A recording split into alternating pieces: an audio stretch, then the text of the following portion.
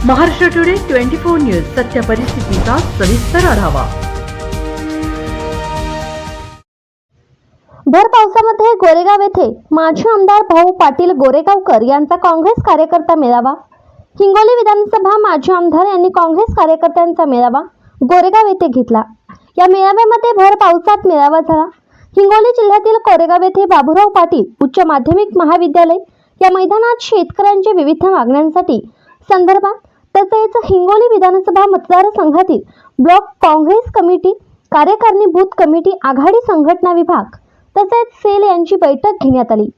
भारत जोडो यात्रेत महाराष्ट्रातून एकमेव डॉक्टर श्रावण रॅपनवाड यांची निवड झाली होती, त्याबद्दल त्यांचा सत्कार करण्यात आला।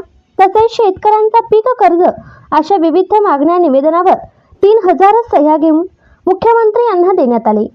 कार्यकर्ता मेळावा भर पावसात सुरू होता। भर पावसामध्ये कार्यकर्ते छत्री घेऊन उभे राहिले होते। शेवटपर्यंत ही सभा भर पावसात झाली। कडोली मुख्य रस्ता हा सर्व वाहनांनी बंद झाला होता। जवळपास 4 ते 5000 लोकांची गर्दी जमली होती।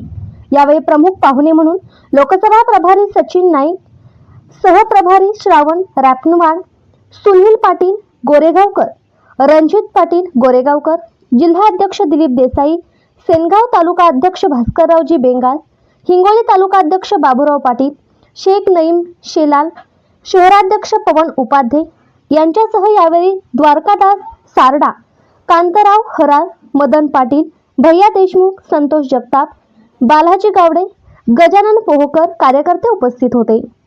महाराष्ट्र टुडे मराठीसाठी हिंगोली जिल्हा प्रतिनिधी आरोही जाधव।